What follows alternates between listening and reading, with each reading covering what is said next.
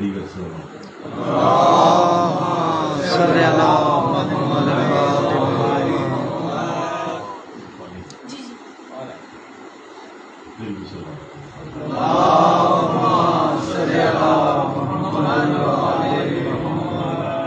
اعوذ باللہ من الشیطان الرجیم بسم اللہ الرحمن الرحیم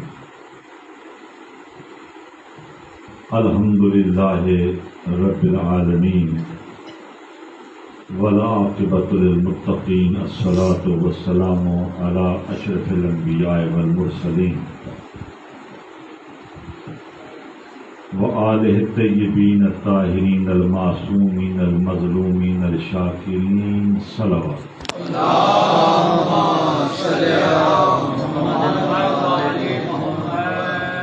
اما بعد فقد قال اللہ تبارک و تعالی فی القرآن المجید والفرقان الحمید بسم اللہ الرحمن الرحیم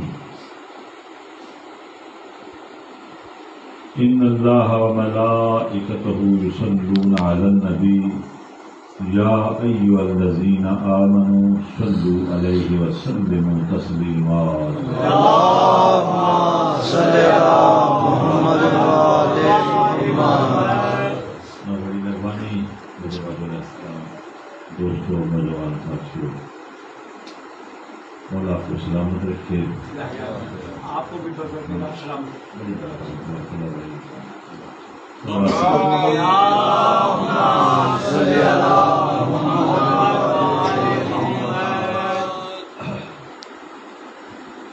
آج کی شب و دن بزرگ سرکار امام سجاد علیہ السلام سے منسوب ہے تو اسی مناسبت سے اس مجلس کا اہتمام کیا گیا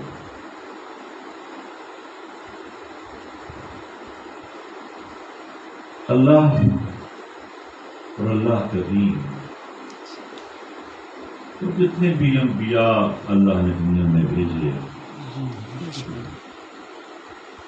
ان تمام انبیاء کو یہ ایک سہارا تھا کہ ہمارے پاس دوسرے نبی آنے والے ہیں اور اس سہارے سے وہ جہاں بھی ڈیوٹی تھی اپنی اس کو مکمل کر کے گزارتے تھے اور آنے والے پیغمبر آگے اس تحریک کو بڑھاتے جیسے یہاں بالآخرین نے پڑھا اور میں جیسے کہ آخر میں پڑھ رہا ہوں تو جو آخری آخر ہوتا ہے وہ کوشش کرتا ہے کیونکہ بات اسی پہ ختم ہوتی ہے تو وہ اپنے مضمون کو سمیٹ کے اس کا نتیجہ دے کے جاتا ہے اور اس کے بعد کیونکہ کوئی پڑھنے والا نہیں ہوتا تو وہ اپنے مقصد کو مکمل کر کے جاتا ہے تو تمام انبیاء کو یہ ایک سہارا تھا کیونکہ بعد نبی آنے والے تھے اور اگر کچھ بات رہ بھی جاتی تو اپنے پیغمبر اس پہ نہیں کو اٹھاتے تھے حضور نبی کریم سرکار دو عالم کی خصوصیت یہ بھی ہے کہ حضور خاتم النبیین ہیں ان کے بعد کسی نبی نے نہیں آنا ان پہ نبوت تکمیل کو پہنچی لہذا انہوں نے اس مضمون کو سمیٹنا تھا جو نبوت والا ہے ان کے بعد کوئی آسمانی کتاب نہیں نازل ہوگی تو قرآن آخری کتاب ہے اللہ کی اس پہ تمام تعلیمات کو سمیٹنا تھا تو لہذا نبی نے کیونکہ اپنے بعد یہ بھی حکم فرمایا کہ میرے پاس کوئی نبی نہیں میں خاتم النبیین ہوں میرے بعد کوئی نبی نہیں ہوگا اور یہ میری کتاب جو اللہ نے مجھ سے نازل کی ہے یہ آخری کتاب ہے اس کے بعد کوئی کتاب نہ ہو اب قیامت تک نہ کوئی کتاب نازل ہوگی نہ کوئی نبی آئے گا پیغمبر نبوت والے مضمون کو سمیٹتے ہوئے اللہ کے حکم کے ساتھ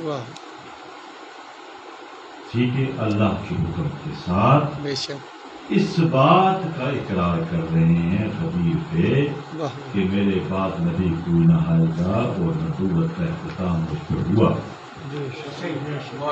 اور اللہ نے بھی ارشاد فرمایا کہ میرا حبیب یہ کام اتنا اہم ہے، اگر یہ نہ ہوا تو تمام کام مکمل نہیں ہے۔ تو ایسی منزل پر پیغمبر خدا سرکار حضور نبی کریم ایک ایسا فیصلہ کرنے والے ہیں، ایسی ایک تحریک دینے والے ہیں جس تحریک کے ہوتے ہوئے نہ کسی آنے والے نبی کی ضرورت ہے، واہ نہ واہ کسی واہ۔ آنے والے کلام کی ضرورت ہے۔ اس تحریک کو، اس نظام کو ولایت کہا جاتا ہے۔ اور ولایت کو میں اگر دو لفظوں میں سمجھاؤں تو وہ یہ ہے، وہ ایسا آئین جس کے نافذ ہونے کے بعد توحید اور رسالت مطمئن ہو جائے، ایسے قانون کا نام ہے ولایت جس کے نفاذ سے اطمینان ہو جائے اللہ کو بھی اور رسالت کو، مکمل ہو گیا دین۔ ایسے قانون کا اعلان کیا قدیر خود۔ ہم رسول خدا کی زندگی کو اگر دیکھتے ہیں بسم اللہ۔ تو حیات ابدی ہے۔ تو سب سے پہلی بات یہ کہ پیغمبر خدا سرور کائنات کا خاندان پاک ہے، حضور نبی کریم کی آمد ہوئی، وہ خاندان ساجدین کا خاندان، بے شک سجدہ کرنے والا۔ بے شک یہ میرا جذبات نہیں، میرے جذبات نہیں، یہ تحقیق ہے۔ کیونکہ جو کوئی بھی پیغمبر خدا کے ہاتھوں پہ اسلام قبول کرتا تھا تو اس کا نام مشرکین کا ہوتا، تو پیغمبر اس کا نام تبدیل کرتے، بے شک تبدیل کرتے تو پیغمبر اس کا نام جو رکھتے وہ نام پیغمبر کے خاندان کے ناموں میں سے کوئی نام ہوتا۔ سبحان اللہ۔ جیسے مشہور ایک صحابی کا نام تھا عبد العزا، جب وہ مسلمان ہوا تو حضور نبی کریم نے ان کا نام عبداللہ رکھا۔ جی جی، بسم اللہ اس طرح کی مسائل ہیں، اہل سنت بھی بیٹھے ہیں۔ بسم اللہ بسم حضرت ابو بکر جب مسلمان ہوئے تو ان کا پہلا نام تھا عبد العزا، جی، پیغمبر خدا میں ان کا نام عبداللہ۔ عبداللہ کس کا نام تھا؟ حضور نبی کے خاندان کا نام تھا، حضور نبی کے والد کا نام تھا۔ اللہ۔ عبداللہ کے معنی ہے اللہ کا بندہ۔ بے شک جیسے کہ عیسیٰ نبی کا تعارف عیسیٰ پیغمبر نے سورہ مریم میں جو تعارف کروایا، قال انی عبداللہ، میں اللہ کا عبد ہوں۔ تو یہ جو عبداللہ نام ہے رسول خدا کے والد کا، اور نہیں ہونا، میں نکال لوں گا اس کو۔ بسم اللہ۔ یہ جو عبداللہ نام ہے رسول خدا کے والد کا، یہ رسول خدا نے نہیں رکھا تھا، جی جی، واہ بے شک بے شک رسول خدا سے پہلے والوں نے رکھا۔ اس کا مطلب ہے جنہوں نے رکھا تھا وہ اللہ سے آشنا تھے، بے شک سبحان اللہ۔ اللہ سے واقف تھے۔ بے شک ایسے ہی۔ پیغمبر خدا کی والدہ کا نام سیدہ آمنہ ہے، یہ نام آج بھی اسلامی نام ہے، بے شک یہ پیغمبر نے نہیں رکھا، پیغمبر سے پہلے والوں نے رکھا۔ علی پاک کی والدہ کا نام فاطمہ ہے، یہ نام پیغمبر نے نہیں رکھا، واہ واہ واہ پیغمبر سے پہلے والوں نے رکھا۔ بے شک اور نبی نے ان اسماء کی تردید نہیں کی، بلکہ اس نام سے اتنا پیار تھا کہ نبی نے اپنی بیٹی کا نام فاطمہ رکھا۔ سبحان اللہ سبحان اللہ۔ بابا سے بلند کوئی مطلب کیا آ جاؤ کیا آگے میں سنا دوست بیٹھے ہیں ذرا ان کو تھوڑا سا جی جی، بسم ماشاء اللہ ماشاء اللہ، ہمارے بھائی ہیں۔ یہ جو ابابیلوں والا واقعہ علم ترقی فقال ربک باصحاب الفیل، بسم اللہ یاد کرو اے نبی ہم نے ہاتھی والوں کے ساتھ کیا کیا۔ بے شک یہ واقعہ نبی کے زمانے کا نہیں، نبی کی آمد سے پہلے کا واقعہ ہے، بے شک بلکہ سال بھی متعارف ہوا عام الفیل، ہاتھیوں والا سال۔ جی عمل کی اور جب یہ ابرا کافر مشرک کعبے کو گرانے کے لیے، بیت اللہ کی حرمت ختم کرنے کے لیے جب وہ یمن سے چلا اور ملک حجاز تک آیا اور ہاتھیوں جیسے جانور لے کے آیا تھا، اس صحرا کو جن لوگوں نے دیکھا ہے وہ جانتے ہیں، اس صحرا میں چارہ تو ہاتھی کا دودھ کی بات ہے، پانی پلانا بھی مشکل ہے۔ ٹھکانے ہیں سب۔ ایسے جانوروں کو لے کر وہ چلا وہاں سے۔ اور تاریخ جانتی ہے کہ جو میں بات کر رہا ہوں پرائمری کی کلاسوں میں موجود ہے، اسکول کی پوری بات اپنی بات نہیں ہے، یہ لمبی چوڑی ہوئی تعجب میں ڈالنے والی، کہ جیسے کوئی ملک اعجاز میں داخل ہوا اور خصوصاً مکہ کے مضافات میں داخل ہوا، جو مویشی وہاں پہ لوگ چروا رہے تھے ان سے پوچھا کہ یہ مویشی کس کی ہے؟ کسی نے کہا بنی تمیم کے ہیں، بنی فلاں کے ہیں، بنی فلاں کے ہیں۔ جب کہا گیا کہ یہ اونٹ بنی ہاشم کے ہیں، اس نے کسی قبیلے کے جانور نہیں پکڑے، بنی ہاشم کے پکڑے۔ یہ بات بھی دلیل دی تھی، کافر جانتا تھا کہ بیت اللہ پہ حملہ کروں گا تو یہی قبیلہ پاسبانی کرے گا، یہی قبیلہ مجھے روکے گا، اس لیے اسی قبیلے کے اونٹ پکڑے۔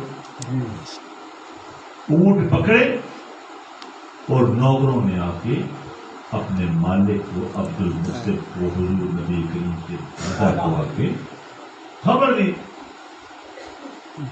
آپ کی سنی سنائی بات ہے، حضور جو گئے اور حضور نے جو خطبہ فرمایا ابرا کے سامنے، وہ خطبہ میوزیم مکہ میں موجود ہے۔ جب اس نے کہا کہ میں بیت اللہ پہ حملہ کرنے آیا ہوں تو حضرت عبدالمطلب فرماتے ہیں چابی بردار میں ضرور ہوں بیت اللہ کا، لیکن بیت اللہ کا نگہبان اللہ ہے، اور یہ تیری غرض فہمی ہے، تو آگے بڑھ کے تو دیکھ، تجھے پتہ چل جائے گا بیت اللہ پہ کیسا حملہ کیا جاتا ہے۔ میرے مویشی چھوڑ۔ اس نے چھوڑے اور اپنے وزیروں مشیروں جرنیلوں کو بلایا کہ یہ شخص کیا کہہ گیا، یہ اجازی لوگ ہیں بڑے جنگجو، ایک جن کی ڈائلاگ تھا اس کا، اس نے کہا ہے پریشان ہونے کی بات کچھ بھی نہیں ہوگا، حملہ کرتے۔ جب تیاری کی تو اس سائڈ سے یہ جو ہماری یہ سمت بنتی ہے نا بیت المقدس کی طرف سے، دور سے بدری کی مانند ایک پرچھائی آگے بڑھی، جب قریب آیا دیکھا تو پرندے، پرندے لشکر پہ آ گئے۔ قرآن کہتا ہے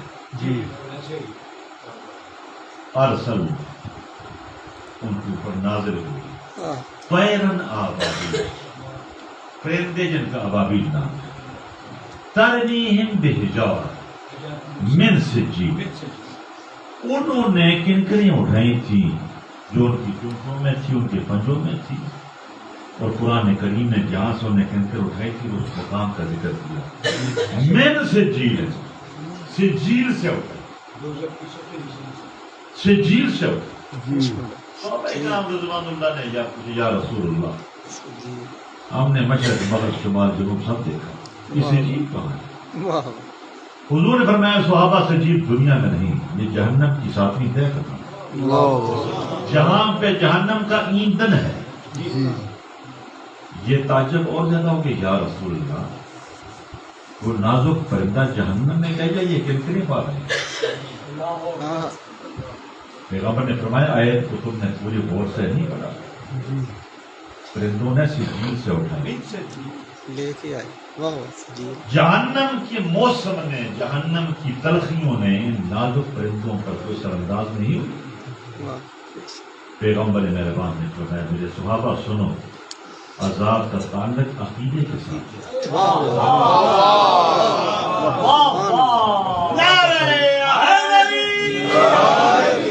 عذاب کا تعلق عقیدے کے ساتھ ہے۔ نازک پرندہ جہنم کی ساتویں طے میں گیا اور واپس آیا محفوظ رہا، اور جو قاصف معقول ہوئے وہ بیت اللہ کے مضافات، جہاں پہ عذاب آنے کا کوئی جواز ہی نہیں تھا، وہاں پہ وہ قاصف معقول ہوئے۔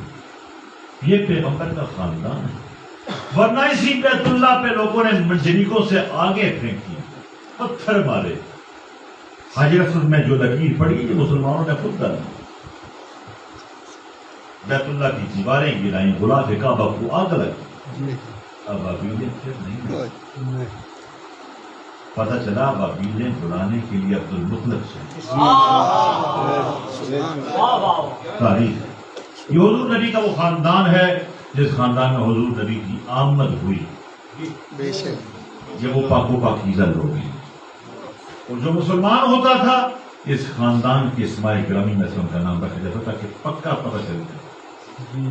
دوسری بات ہے میں ہمیشہ کہتا ہوں فقیر ہوں درویش ہوں کوئی چیلنج نہیں کرتا لیکن تحقیق کے لیے ایک دعوت فکر دیتا ہوں. آپ کو سال کا وقت ہے. تمام عرب کے قبائل خصوصاً مکہ کے قبیلوں کے اپنے اپنے بت تھے. آپ کو وقت ہے کوئی بنی ہاشم کا بت ڈھونڈ کے لاؤ. بنی ہاشم کا کوئی بت نہیں تھا کیونکہ بت پرست نہیں تھے. یہ خدا پرست یہ اللہ کی عبادت کرنے والا ہے. اللہ نے اپنے نبی کو ساجدین میں سے پھیرا بے شک سجدہ کرنے والوں میں سے پھیرا. بے شک ایک اور بات کرتا ہے جب حضور نبی کریم قرآن پڑھ پڑھ کے لوگوں کو سناتے تھے تو جو عرب کے پڑھے لکھے لوگ تھے کفار میں سے مشرکین میں سے وہ کہتے تھے اللہ کا کلام نہیں. ایک ہستی گزری ہے قصی بن کلاب واہ واہ حضور نبی کریم کی 5ویں پشت میں بزرگ ہوئے اس کا نام ہے قصی. یہ قصی کے اقتصابات ہیں. یہ قصی اتنے پڑھے لکھے انسان تھے کہ قرآن پہ شبہ ہوتا تھا کہ اللہ کا کلام نہیں ہے یہ قصی کا کلام ہے. واہ واہ سبحان اللہ حضور نبی کریم کے خاندان کے اتنے برگزیدہ لوگ کہ کفار کے لیے قصی کے اقتصابات ہیں جو ان کے پاس پڑے ہیں بنی ہاشم کے پاس. ان کو نکال کے ہمارے سامنے پڑھتے ہیں اور کہتے ہیں اللہ نے فرمایا جبرائیل ہے خدا کا حکم ہے. کفار مکہ یہ کہتے تھے. تو اس کے بعد یہ آیت نازل ہوئی بسم اللہ الرحمن الرحیم فاتوا بسورۃ من مثلہ وادعوا شہداءکم من دون اللہ ان کنتم صادقین. اگر تم کہتے ہو اللہ کا کلام نہیں تو تم کسی کو مثل کرو. قصی بھی تو انسان تھا نا. تم بھی انسان ہو تم بھی شاعر ہو. اس زمانے میں نثر نہیں تھی لوگ خط بھی شاعری میں لکھتے تھے تو تم بھی لکھو. اللہ نے اس قانون کو جو عربوں قانون تھا اس کو مد نظر رکھتے ہوئے قرآن کا نزول کی. قرآن میں بہاؤ ہے ترنم ہے سکتا نہیں ہے ٹھہراؤ نہیں ہے بہاؤ. یہ عرب کا ایک تھا. الغرض لاؤ مثال کوئی. کفار نے کہا ٹھیک ہے کہ آپ کو نمونہ سامنے لائیں ہم اس کے مقابلے میں رکھتے ہیں. تو جو نمونہ اللہ کے رسول نے پیش کیا اللہ کے حکم سے وہ سورہ کوثر تھی. سبحان اللہ سورہ کوثر میں 2 چیزیں تھیں. ایک تو بطور نمونہ پیش کرنا تھا اس کو کہ اللہ کا کلام ہے تم بھی دیکھو اس کے مقابلے میں. دوسرا کفار کا عقیدہ. کفار کا عقیدہ کیا تھا کہ مصطفیٰ کے ساتھ لڑنے کی جھگڑنے کی ضرورت نہیں ہے. ایک ہی بیٹی اس کی کون سا بیٹا ہے. اسی تک یہ تحریک ہے کہ کل بسیں گے تحریک ختم ہو جائے گی زیادہ ختم ہو. اب سورہ کوثر کو بطور نمونہ اویزاں کیا بیت اللہ کی دیوار کے ساتھ اور اس میں کہا گیا اللہ نے ارشاد فرمایا بسم اللہ الرحمن الرحیم انا اعطیناک الکوثر فصل لربک وانحر ان شانئک هو الابتر. اب یہاں پہ ہے کہ بے شک ہم نے عطا کیا حبیب آپ کو کوثر. اور وہ کوثر کیا ہے فصل لربک وانحر وہ نماز قائم کرے گا اور قربانی دے گا. بے شک فطرت کوثر کتاب نہیں ہے. کوثر کوئی تحریر نہیں ہے. کوثر ایک چلتی پھرتی ہستی ہے کہ جو نماز بھی قائم کرے گی قربانی بھی دے گی. اور فرد ثانی میں ترا مصر کا نچوڑ ہوتا ہے تو یہ تھا ترا مصر. اب فرد ثانی میں اللہ نے فرمایا ان نوشانیہ کا وہ لگتا اور جو تیرے دشمن حبیب ان کا نام لینے والا کوئی نہیں. پتہ چلا کہ پہلے لائن میں اللہ نے پیغمبر کی اولاد کی بات کی بے شک اور دوسرے میں دشمنوں کی اولاد کی مذمت کی ترغیب. بے شک یہ اویزاں کی گئی صورت بیت اللہ کی دیوار کے ساتھ. پورے کے عرب کے قلم کاروں شاعروں رائٹروں کو لکھاریوں کو دعوت دی گئی. اس کے مقابلے میں دیکھو سب نے ایک ہی جواب دیا کہ یہ انسان کا کلام ہے. واہ واہ سبحان اللہ کا کلام. اب ہم یہاں پہ دیکھتے ہیں 40 سال زندگی پیغمبر خدا کی. تو 40 سال کی جو زندگی ہے رسول اللہ کی اس میں کوئی جنگ نہیں کوئی فساد نہیں کوئی اختلافات نہیں ہے کوئی معاملہ نہیں. جیسے ہی نزول قرآن شروع ہوا تو پیغمبر کی مخالفت بڑھنے لگی. بے شک نزول قرآن کی شروعات میں ہی جب وہاں کے سرداروں کو ان قبیلوں کے مفادات پر ان کی مقصدوں پر ضرب لگنے لگی تو انہوں نے مخالفت شروع کر دی. بے شک پیغمبر خدا کے پاس آئے سب کچھ ہو جی کیا محمد یہ کون ہے جو کہتا ہے کہ باپ کی منقوع سے شادی نہیں ہو سکتی؟ یہ کون ہے جو کہتا ہے خالہ سے شادی نہیں ہو سکتی؟ یہ کون ہے جو کہتا ہے کہ سالی کے ساتھ شادی نہیں ہو سکتی؟ یہ کون ہے جو کہتا ہے کہ پھوپھی کے ساتھ شادی نہیں ہو سکتی؟ یہ کون ہے جو کہتا ہے چچی کے ساتھ شادی نہیں ہو سکتی؟ یہ کون ہے جو کہتے ہیں ممانی کے ساتھ شادی نہیں ہو سکتی؟ قرآن کی آیتیں پڑھ رہا ہوں، یہ جو پہلے میں بتا دوں، یہ خدا نے قرآن میں یہ رشتے حرام کیے آپ لوگوں پر. حرام اس لیے کیے کہ ان کا رواج تھا عرب میں، جس میں سے پیدا ہوتے تھے صرف وہ ماں تھی، باقی کی منقوعیں تھی، باقی وہ عورتیں تھیں. ممانی، چاچی، سالی، ان کی تمیز نہیں تھی. اور پیغمبر خدا کا غدیر خون میں خطبے کا زور تھا کہ میں وہ ہوں جس نے تمہارے خون پاکیزہ کیے، بے شک میں وہ ہوں جس نے تمہارے شجرے پاکیزہ کیے. بے شک تو لوگوں کے خون پاکیزہ نہیں تھے، شجرے پاکیزہ نہیں تھے. جب ان تمام تر قوانین کو پیغمبر نے متعارف کروایا تو کفار آتے، یہ لوگوں کی نظریں تھیں ان رشتوں پر. یہ محمد یہ کون کہتے؟ نبی نے فرمایا اللہ کہتے بے شک ہماری اللہ سے ملاقات کرا. جس صاحب کا انبیاء سے بھی لوگ کہتے ہیں. جی جی نبی نے فرمایا اللہ نظر آنے والی ذات نہیں. کفار نے کہا کہ نظر آنے والی ذات نہیں ہے تو آپ تک یہ بات کیسے پہنچتی ہے؟ آپ بھی تو ایک انسان ہے. نبی نے فرمایا میرے تک ایک فرشتہ ہے، اس کا نام جبرائیل ہے. کفار نے کہا پھر جبرائیل سے ہماری ملاقات کروا دیں، ہم اس سے بات کرتے ہیں. نبی نے فرمایا جبرائیل کو بھی تم نہیں دیکھ سکتے. کفار نے کہا پھر سیدھی بات کرو مصطفیٰ، یہ سب چیزیں تمہاری اپنی بنائی ہوئی ہیں اور پھر تمہاری ہی جنگ ہے ہمارے ساتھ. نہ تم خدا دکھاتے ہو، نہ جبرائیل سے ملاتے ہو، اور قانون بھی ان کے ہم پہ رائج کرتے ہیں. جب کفار کٹھے ہو کر مصطفیٰ کی طرف بڑھے، تاریخ شاہد ہے کہ مصطفیٰ کا نہ کوئی سکا بھائی تھا، نہ کوئی سکی بہن. بے شک جب یہ لوگ بڑھے تو مصطفیٰ کے تحفظ کے لیے جو ہستی آگے بڑھی اس کا نام ابو طالب ہے. میں کربلا سنا رہا ہوں. جو ہستی آگے بڑھی مصطفیٰ کے تحفظ کے لیے اس کا نام ابو طالب. اے میرا بیٹا کھول کھول کے وہ سنا جو تجھے تیرے اللہ نے حکم دیا. اگر کوئی میری آنکھ سے دیکھے گا تیری جانت میں غصہ اڑا دوں. واہ واہ جو انگلی تیرے طرف اٹھے گی وہ بازو جسم کے ساتھ نہیں رہے. اور تاریخ شاہد ہے سرکار ابو طالب کی ذیلت اور جناب خدیجہ الکبریٰ کی ذیلت کو عامل و حزن غم کا سال کہا. بے پیغمبر نے فرمایا میرے لیے غم کا سال، یہ سال غم سے مشہور ہے.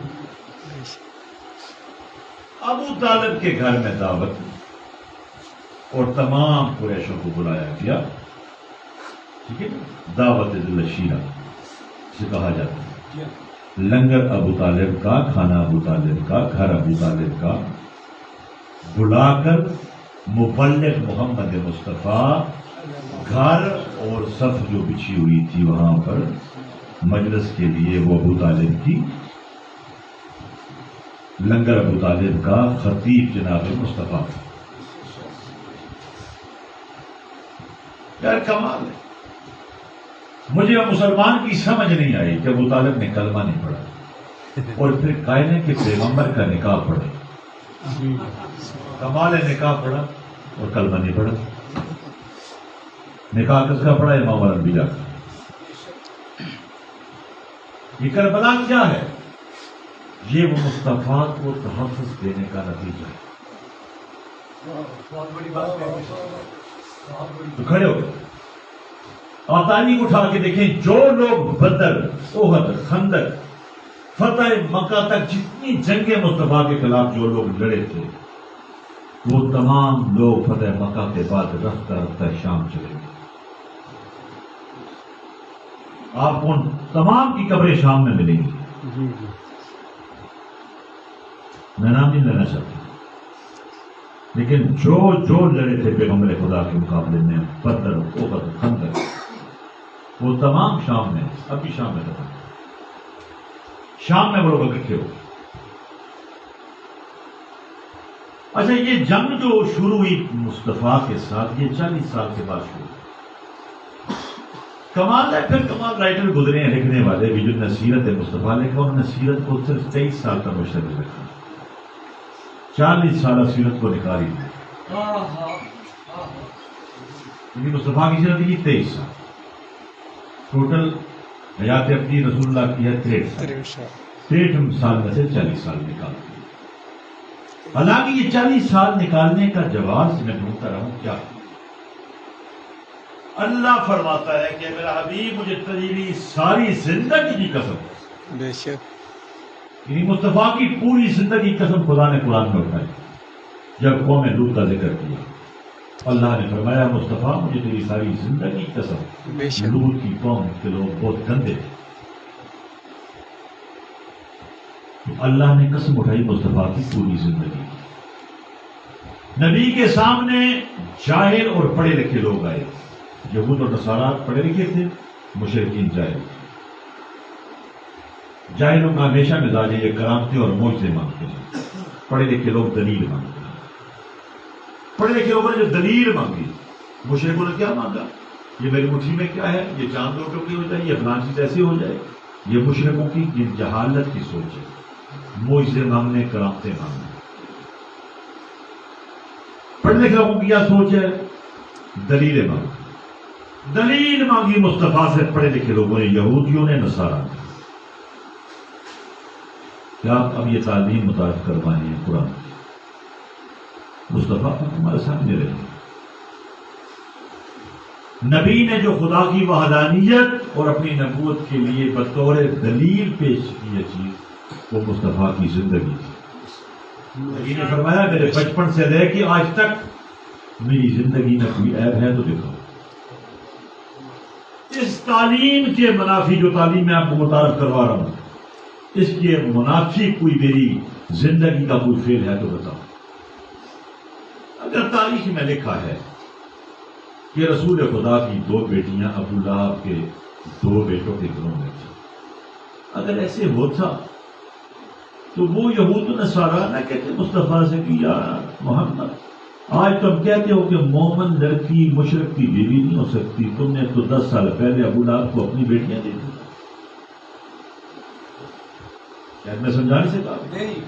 بڑا واضح، بہت واضح. بے شک اگر یہ ہوتا، حقیقت یہ بات ہوتی، ابو لہب کی بہویں ہوتی پیغمبر کی بیٹیاں، تو وہ نصارہ کہتے نا جو مدینے کے رہنے والے تھے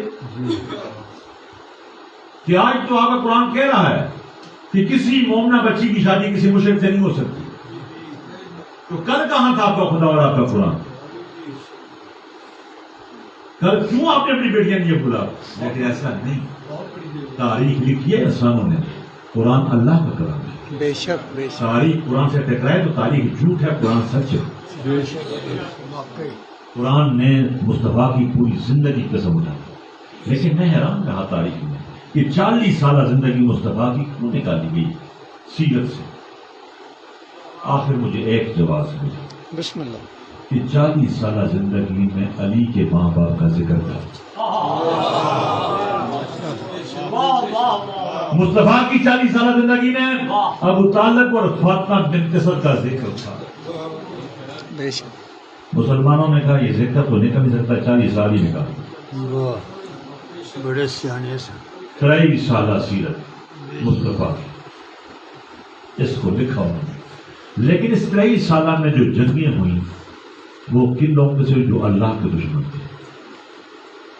جو قرآن کے دشمن تھے، بے شک جو جبرائیل کے دشمن تھے، بے شک انہوں نے مصطفیٰ پہ حملہ کیا اور مصطفیٰ کا ڈیفینس جن لوگوں نے کیا واہ وہ ابو طالب اور ابو طالب کی اولاد تھی۔ بے شک اب ایک حدیث پڑھ کے مسائل کی طرف آنا چاہتا ہوں۔ جب غدیر خم میں یہ حدیث رسول خدا نے پڑھی، انی تارکم فیکم ثقلین کتاب اللہ و ترقی، کہ میں چھوڑ کے جا رہا ہوں دو وزنی چیزیں تمہارے درمیان، ایک اللہ کی کتاب اور ایک اپنی عطرت۔ ایک صحابی جن کا نام ہے زید بن ارقم رضی اللہ تعالیٰ، ان کا گھر تبلیغات اسلامیہ کا مرکز تھا پیغمبر خدا کے زمانے میں، اسی نسبت سے جماعت اسلامی والے اپنے اسکولوں کا نام دار الارقم رکھتے ہیں۔ اس گھر میں تعلیمات رسول اللہ کا درس تھا۔ بے شک وہ زید بن ارقم راوی ہیں کہ میں نے غدیر خم میں جب یہ حدیث حضور نبی کریم نے فرمائی تو میں نے پوچھا یا رسول اللہ، کتاب اللہ کا تو پتہ چل گیا کہ اللہ کی کتاب قرآن ہے، یہ طرح سے مراد کون لوگ ہیں آپ؟ بسم اللہ کیا آپ کے حرم؟ حضور نے فرمایا نہیں۔ حرم میرے کتنے سال رہے ہیں؟ یہ تو میں قیامت تک دے رہا ہوں نا۔ پھر طرف سے مراد کون لوگ ہیں؟ کتاب صحیح مسلم باب الایمان، اس میں یہ حدیث موجود ہے، پیغمبر خدا نے فرمایا میری عطرت سے مراد جعفر، عقیل اور علی کی اولاد۔ کی موت پر کتاب ہے، اس میں یہ موجود ہے۔ یہ تینوں ہستیوں کا نام لے کے پیغمبر نے فرمایا میری عطرت سے مراد ابو طالب کی اولاد، دو لفظوں میں جعفر، عقیل اور علی کی اولاد۔ سبحان اللہ امام حسین کریم وہ ہستی، خدا جانے ان کی کیا شان ہے، کتنی عزت ہے، اور اللہ کو کتنی محبت ہے، اور رسول اللہ کو کتنی محبت ہے۔ اس پہ جتنا بھی کوئی لکھے، جتنا بھی کوئی پڑھے کم ہے۔ میں ایک حدیث امام زین العابدین علیہ السلام سے مسلم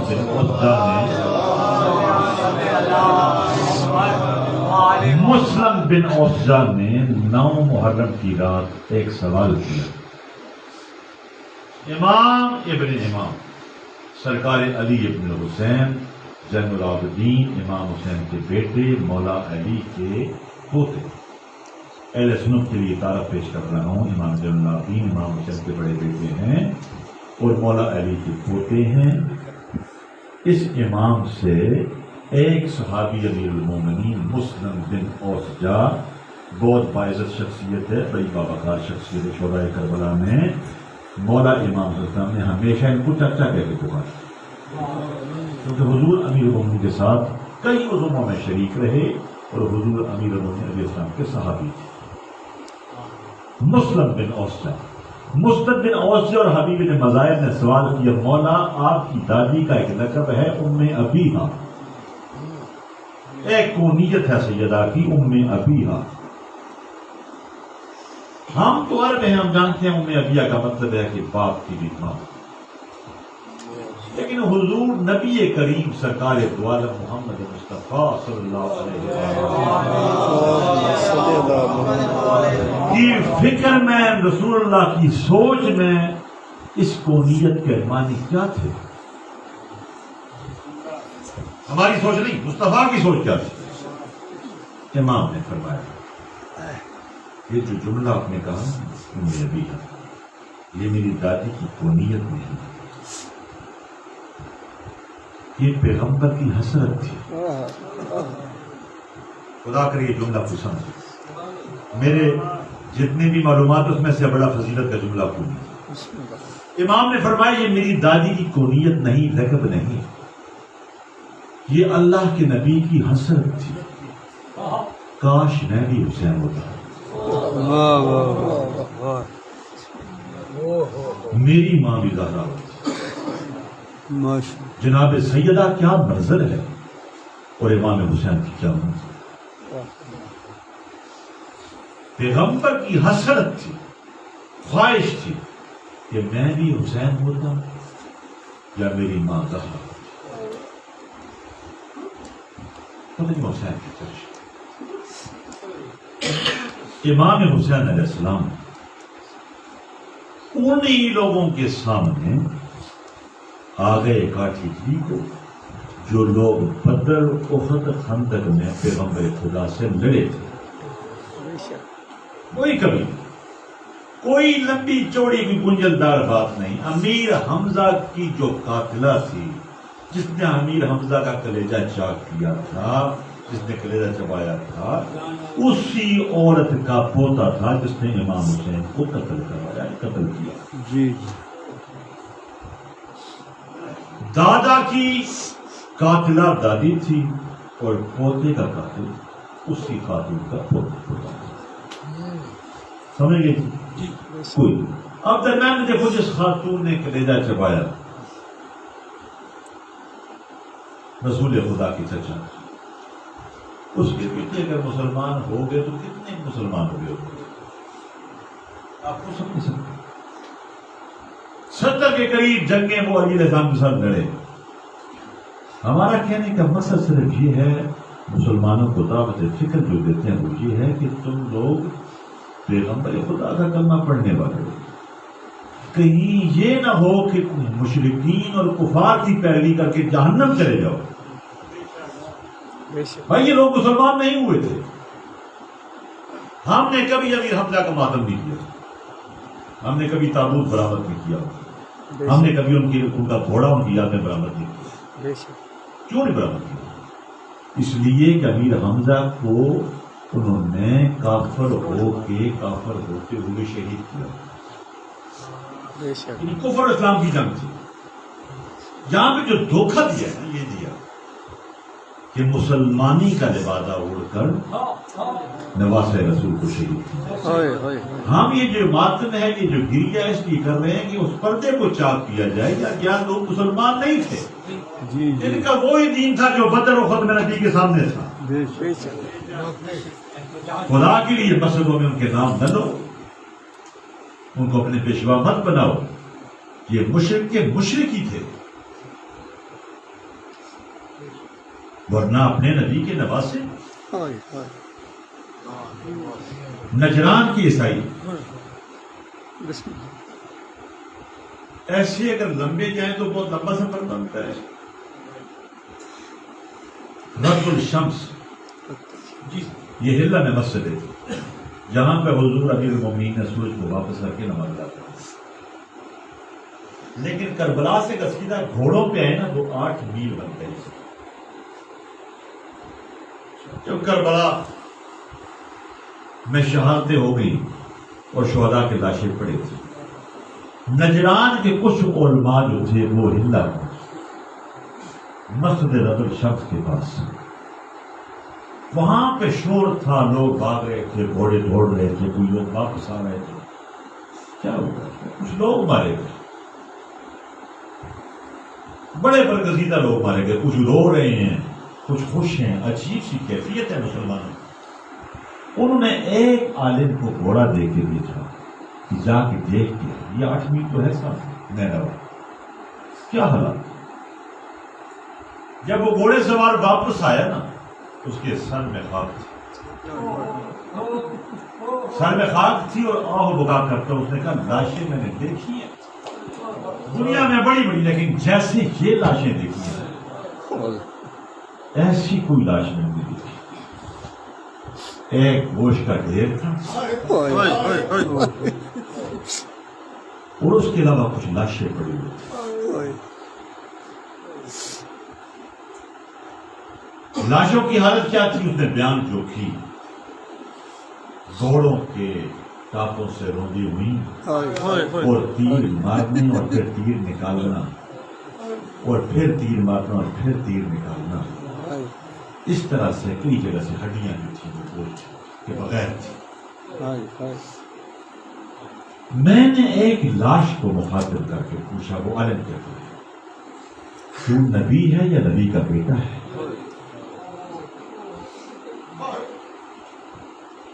وہ کہتے ہیں اس لاش کے کٹے ہوئے گلو سے آواز آئی, میں نبی مصطفیٰ کا بیٹا ہوں.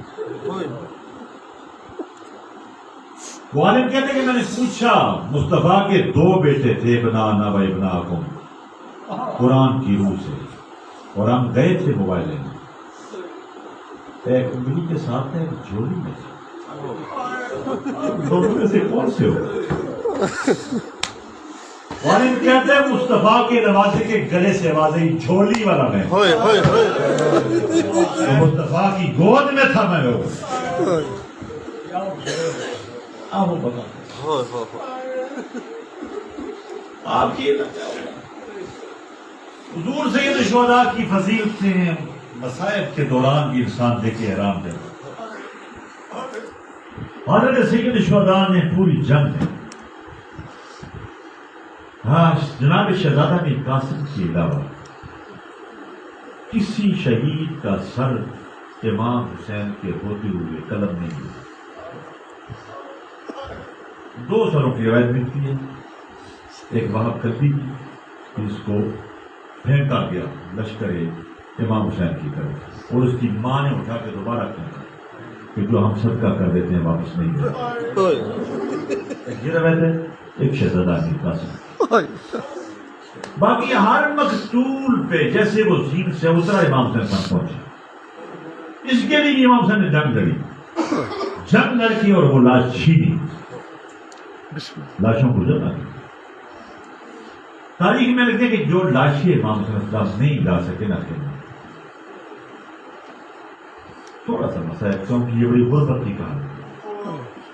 وہ لاشیں 4 تھیں، 2 امام حسین کے بھانجے جناب شریفت الحسین کے بیٹے، ایک جناب عباس اور ایک شہزادہ یسیر۔ 72 لاشوں میں سے ایک لاش کی تدفین ہوئی، وہ شہزادہ یسیر، جس کو پھر بھی مسلمانوں نے نہ رہنے دیا، نکال دیا۔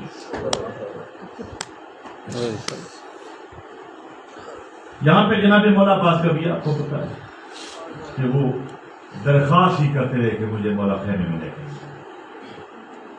بی بی کے بچے جیسے دور جا کے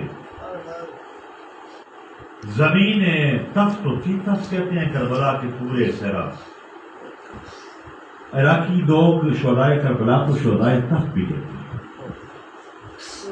کیونکہ جیسے ہوتا ہے نا ہمارا علاقہ یہ شیخ پورا کا یہ پورا یہ کہتے ہیں ہم قادر، یہ پورا امرتسر لاہور اور تمام کو ماجا کہا جاتا ہے، تو وہ جو خطے اس خطے کو تفت کہتے ہیں۔ 72 شہداء کے علاوہ جیسے شام غریباں کو بچے ماؤں سے علیحدہ ہوئے اور گھوڑوں کے ٹاپوں کے نیچے بڑے مزار مضافات کربلا میں، ان تمام شہداء کو شہدائے تفت کہا جاتا ہے۔ اس زمین تفت پہ جو لوگ 10 محرم کو امام حسین کاروان کے شہید ہوئے ان کو شہدائے تفت کہا جاتا ہے۔ امام حسین السلام جیسے ہی شہزادے جنگ لڑتے لڑتے جاگیر شہزادہ علی اکبر سے باہر نکل گئے، اور جیسے یہ زین سے اترے انہوں نے ماموں کو سلام کیا تو امام نے سلام سنا اور اچانک اٹھے نا، وہ جلدی سے اٹھے اور تیز رفتار سے امام نے چاہا کہ میں نکل جاؤں، مجھے بہن دیکھنا ہے، لیکن علی کی علی بیٹی آگے سے ہو کر امام حسین کے سامنے بھیا حسین جیسے تجھے میں جانتی ہوں ایسا کوئی بھی نہیں، جتنی میں تیری واقع ہوں نہ تو زندگی نے کبھی اتنا جلدی اٹھا ہے اور نہ کبھی اتنا جلدی چلا ہے۔ کون اترا ہے؟ کس نے تجھے مدد کے لیے پکارا؟ امام خاموش، کیونکہ ہاجرہ نے صرف نشان دیکھا تھا بیٹی کے گلے اور مر گئی۔ پوچھ رہی ہو بہن تو پھر سن لو، تمہیں ماں کہنے والا کوئی نہیں رہا۔ کربلا کی شیر دل خاتون نے فرمایا بھیا اگر نہیں رہا تو پھر کیا ہوا؟ میں تیرے ساتھ تیرے مشن کے لیے آئی ہوں، یہ بیٹے میں تو لائی تیرے لیے تھی، تجھ پہ قربان کرنے کے لیے، تیرے بیٹوں پہ قربان کرنے کے لیے۔ وہ دور اتر گئے ہیں، خود ہی ختم ہو جائیں، رہنے دو، اس کے بدلے کوئی اور کا۔ میں جب حسین کریم کی تاریخ پڑھتا ہوں کہ کربلا کی جنگ، اور اس جنگ میں ہر شہید کی لاش پہ ایک جنگ، بے شک حسین بادشاہ، بے شک اور پھر جناب سجاد علیہ السلام امام زین العابدین، عبادت کرنے والوں کی زینت سید الساجدین، عجیب ایک منصب ہے کہ شہادت امیر المومنین مولا سجاد الاسلام نے دی، امام حسن اسلام کے ساتھ بصرے کا سفر کیا۔ بصرے کو میں جب مولا کو وہ زیر آلود نیزہ دانوں پہ لگا تو امام سجاد صاحب اپنے چاچا کے ساتھ عراق کا سفر امام سجاد نے کیا، اور کربلا میں امام حسین کے ساتھ عراق کا سفر بھی کیا، اور عراق کے بعد امام سجاد نے شام کا سفر کیا، شام کے بعد پھر کربلا آئے، کربلا سے پھر مدینہ، اور مدینہ میں بھی جتنے عرصہ رہے بہت بڑا صدمہ کربلا کا، آنکھوں سے خون رواں، لیکن 60,000 طالب علم مسجد نبوی میں اور 60,000 طالب علم عریض میں امام سجاد بیٹھ کر ان کو دین کی طرف دیتے تھے۔ یہ ایسے امام ہیں ہمارے امام سجاد رہتے ہیں۔ الگ الگ امام کے لاشیں سرائے کربلا میں پڑی، جو میں نے تاریخ میں پڑھا، تحقیق کر کے جب شہید ہو گئے ہمارے مظلوم، ان کے انصار، ان کے صحابی، ان کے غلام، ان کے مہمان شہید ہو گئے، لاشیں پڑی، اور ورثا جو تھے وہ اسیر ہو گئے، کوفہ چلے گئے۔ اب ابن زیاد کے پاس اگلا شیڈول نہیں تھا، اس کے بعد کیا کریں؟ وہ ایک آدمی کو روان کرتا ہے دمشق، ایک تحریر دے کے کہ اتنے لوگ شہید ہو چکے ہیں، اتنے لوگ جو ہیں وہ اسیر ہیں، جن میں یہ لوگ شامل ہیں، اگلا شیڈول کیا ہے؟ ان کو چھوڑا جائے یہاں سے، یا شام روانہ کیا جائے، لاشوں کو دفن کرنے دیں یا نہ کرنے دیں۔ یہ خط لے کے ایک آدمی روانہ ہوا، تیز رفتار گھوڑا لے کے، گو جتنا تیز رفتار گھوڑا تھا تاریخ کی 7 دن میں وہ دمشق پہنچا، دماسکس سیریا کا کیپٹل، 7 دن میں پہنچا، اور 7 دن میں پھر وہ واپس آیا، 14 دن چلا تھا، 12 محرم۔ بس دوستو 17 دن صرف مصطفیٰ نواز رسول کا لاشا پڑا کہ دمشق سے کیا حکم نامہ، فوج کھڑی ہو، یہ تاریخ ہے تمہارے مظلوم امام۔ سید شہداء کا 10 محرم کو ہی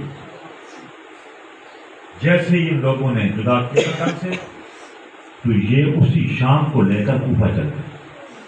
خولی مرحوم صاحب تھا، اس کے ساتھ ردیف کا سے رات ان کو آ گئی کوفہ سے باہر، تو انہوں نے رات مسجد حنانہ میں گزاری۔ مسجد حنانہ نجف اور کوفہ کے درمیان ایک مسجد ہے جو قدیم مسجدوں میں شمار ہے۔ امیر المومنین رہائش کوفہ کے دوران اکثر ظہرین کی نماز مسجد حنانہ میں پڑھتے تھے کہ جنگل میں تنہا یہ مسجد ہے، میرے جانے سے خوش ہو جاتے ہیں۔ امیر المومنین اکثر اپنی نماز ظہرین کی اس مسجد میں پڑھا کرتے ہیں۔ مشہور واقعہ کہ مولا علی کا جب جنازہ قریب سے گزرا اس مسجد کے، تو مسجد کا محراب پہ تھا جھکا، امام حسن نے اشارہ کیا کہ رک جاؤ، ہم وعدہ کرتے جب تک ہم ہیں ہم آ کے نماز پڑھ کے اپنے بابا کی جگہ۔ اسی مسجد میں جو مسجد عاشق کی امیر المومنین تھی، جو علی کی عاشق تھی، اسی مسجد میں ایک رات امام حسین کے کٹے ہوئے سر کو آ گئے، اس نمازی کے مظلوم بیٹے کا سر قاتلان لے کر، کیونکہ کوفہ کے دروازے بند ہو چکے تھے، اس مسجد میں وہ رات سر پہنچے۔ جلدی میں سر تن سے جدا کیا گیا تھا تو گردن کا کچھ حصہ سر کے ساتھ کتابوں کا شمار نہیں کتنے علماء نے لکھا ہائے ہائے وہاں پہ رات بیٹھ کر جو گردن کا حصہ ساتھ تھا نا اس کو کاٹا کیا اور گدے کو ہائے ہائے وہ جو مسجد حنانہ میں راسل حسین کا مقام ہے وہاں پر لوگ اتنا مظلوم ہے کہاں کہاں پہ زہرا روئی ہوگی زندگی میں کوئی سفر طویل نہیں کر سکتا جتنا سفر طویل امام حسین کام نے شہادت کے بعد کیا کہاں حلب کہاں کربلا کہاں دمشق حلب ترکی کا بارڈر ہے جہاں پر وہ پتھر پڑے جس پر امام حسین کا سر رکھا ہے زندگی میں اتنا طویل سفر کوئی نہیں کر سکتا جتنا طویل سفر امام حسین نے شہادت کے بعد جسم پڑے کمال جسم تھے بڑے بڑے تر فروشوں کے قافلے رک گئے خوشبوئیں دے ان لاشوں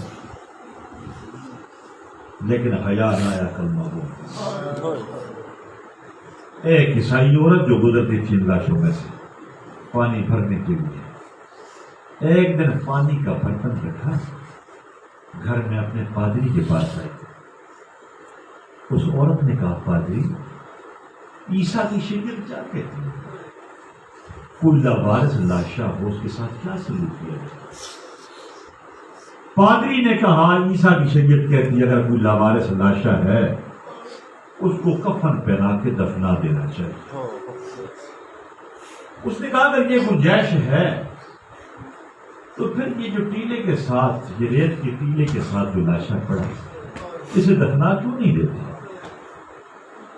پادری نے کہا اس لاش کی تم بات کر رہی ہو نا یہ عام لاشا نہیں یہ مسلمانوں کے نبی کا بیٹا ہے ان کے باغی گروہوں نے ان کو قتل کیا اور ان کی شریعت کے مطابق غیر مسلم ویسے ان کو مس بھی نہیں کرتے پھر وہ مولوی تھا نا اپنے مذہب کا تو اس کو خطرہ پڑ کے شاید یہ عورت اپنے دین سے منحرف ہو رہی ہے اس نے کہا لیکن تمہیں کیا محبت ہے اور تمہیں کیا اتنی فکر پڑ گئی اس لاشے کی اس نے کہا مجھے تو نہیں پتا کس کا لاشا ہے یہ کون ہے تمہارے منہ سے سن رہی ہوں کسی نبی کا بیٹا ہے اکثر جب میں پانی بھرنے جاتی ہوں نا اور واپس آتی ہوں تو ایک سیاہ بھوکے والی بیوی مجھے نظر آتی ہے جو ان لاشوں میں کبھی کسی لاش کے پاس کبھی کسی لاش کے پاس کبھی کسی لاش کے پاس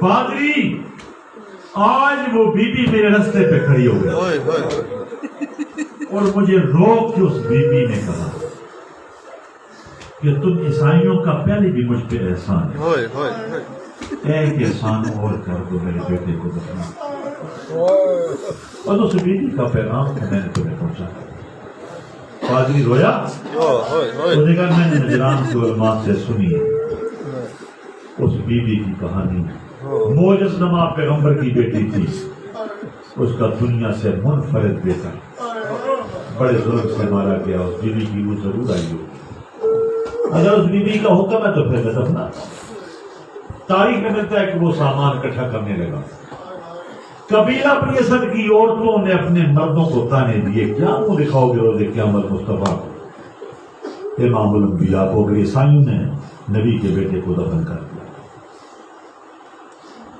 اب وہ بھی تیار ہو گئے یہ بھی بحث چل رہی تھی وہ بھی آگے آمنے سامنے ہم دفناتے ہیں قریب تھی کہ تلواریں نکل آتی اچانک کڑیوں کا جھنکار آیا آپ کی اور میرے چوتھے امام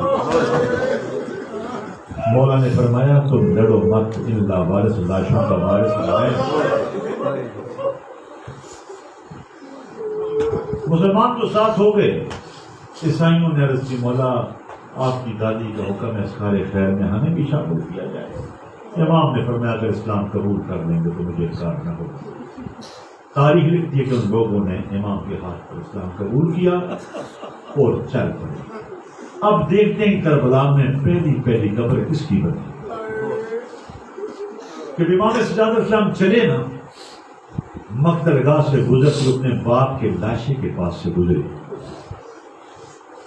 قبیلہ بنی اسد کے ایک شخص نے آگے سے ہو کے روکا اور عرض کی مولا آپ کے باقی کا لاشا ہوا ہے جو پتھروں کا ڈھیر ہے، وہ جو ٹوٹی تلواریں پڑی ہیں۔ امام نے فرمایا صدقہ، تم نے سچ کہا، اگر یہ سچ ہے تو مولا سب سے پہلے کسے دفنائیں گے؟ امام نے فرمایا جب میں قید خانے سے روانہ ہوا تھا نا تو میری پھوپھی نے مجھے فرمایا سجاد سب سے پہلے چاچا عباس کو دفنائیں۔ اس حوالے سے یہ پتہ ہے کہ سب سے پہلی جو قبر بنی کربلا میں وہ عباس بن علی کی ہے۔ اس میں بہت بڑا ایک تبصرہ ہے کتب میں کہ کتنی چھوٹی قبر کیوں بنی، اتنے طویل قامت والے عباس کی، بڑے ظلم کی کہانی ہے، بڑی مظلومیت کی کہانی ہے۔ اعلی غرض دفن ہو گئے گنج شہداء میں تمام شہید۔ منحال راوی ہے کہ میں نے پوچھا امام سجاد سے مولا آپ نے اتنے سارے لوگوں کی ایک ہی قبر بنا دی؟ امام نے فرمایا منحال سر وہ تھے جو شامی لے گئے، جس انگوشی جو گھوڑوں کے سونپوں کے ساتھ اڑ چکے، اب جو گوشت مجھ سجاد کو ملا میں نے ایک ملا دفنا دیا۔ حبیب دفنائے گئے، ہر دفنائے گئے، اون محمد دفنائے گئے، شام ہو گئی اور لاشیں رہ گئے 3 اور 3 رہ گئے باپ اور بیٹوں کی۔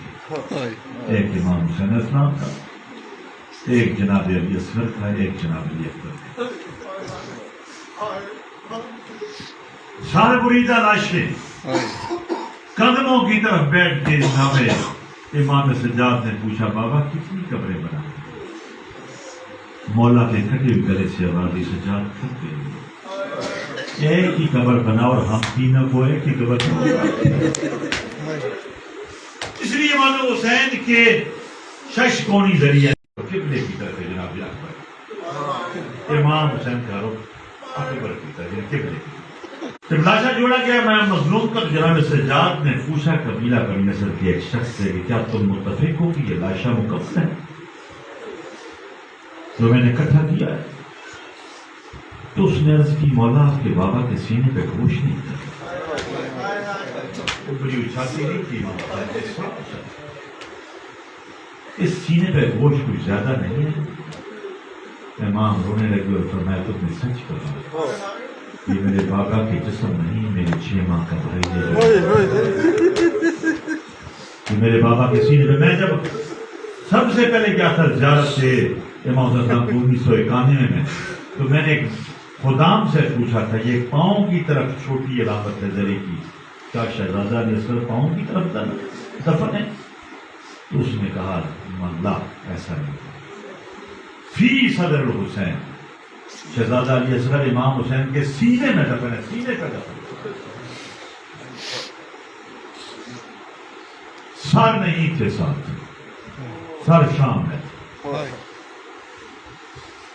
120 سال لکھے گئے شہدائے طف کے، شہدائے کربلا کے 72 لکھے گئے۔ 120 سال جب سال بعد امام سجاد کو ملے، بیمار امام کے لیے زخمی پردےدار، ضعیف پردےدار ماؤں اور پھوپھیوں کے ساتھ 120 سروں کو لے کے واپس کربلا آنا بڑا مشکل۔ امام نے باب صغیر کے بعد علامتیں ابھی بھی موجود ہیں جہاں پہ سروں کو غسل کیا، باقی سروں کو شام کے قبرستان کے باہر دفنا دیا۔ 18 سروں کو لے کر امام روانہ ہوئے۔ تاریخ پھوپھی سے پوچھا پھوپھی اماں یہ 2 رستے ہیں، ایک رستہ مدینے کی جانب، ایک کربلا کی جانب، آپ میرے لیے، میں اللہ کی حجت ہوں، امام ہوں لیکن آپ میرے لیے حجت خدا ہیں۔ اپنی پھوپھی کو فرمایا کیا حکم ہے؟ کیا بابے کا سر اپنے نانا کے پاس جا کے مدینہ منورہ میں رکھنا یا کربلا میں؟ یہ سوال جناب سجاد میں جناب شریعت الحسین اپنی پھوپھی سے بی بی نے اس موضوع کو ایسے بدلا. بی بی نے فرمایا سجاد ایک رستہ اور بھی ہے. تو یہ ماں کون سا رستہ؟ جو سکینہ کی قبر کی طرف جاتا ہے. پہلے میں اپنی معصومہ بیٹی کی قبر پہ جاؤں. تاریخ لکھ دیا کہ جب پردیدار آل محمد سوچا کر کبھی 64 محمل 6 اور 60 4 اور 60 64 محمل. آپ جانتے ہیں محملوں میں مرد نہیں ہوتے, محملوں میں مستورات ہوتی ہیں. 64 محمل لے کر امام سجاد اسلام شام چلے تھے. جب شام کو امام نے جوڑا تو 3 محمل تھے, صرف 3 محمل. امام باقر فرماتے ہیں بس اتنے بچ گئے تھے ہم کہ ایک جلی ہوئے خیمے میں بٹ جاتے تھے. باقی تمام پردیداروں کو اور معصوموں کو زندان شام کھا گیا. کبھی باب صغیر قبرستان میں جا کر غور سے دیکھنا, میمونہ بنت امام حسن, حمیدہ بنت امیر مسلم, کئی نام. کربلا پہنچے الغرض, قبروں کو کھولا گیا, 18 سر واپس جسموں کے ساتھ رکھے گئے. امام سجاد چل پڑے مدینہ کی طرف. آج 25 محرم میں جناب سجاد علیہ السلام کی شہادت بھی فضا کی پڑھ کے ہیں. رضا اسلام دو فکر. مدینہ کی رہائش کے دوران جناب امام سجاد علیہ السلام جب کسائی دیکھ رہے تھے نا دور سے امام سجاد کو, تو اپنے دکان پہ پڑے گوشت کو ڈھانپتے تھے.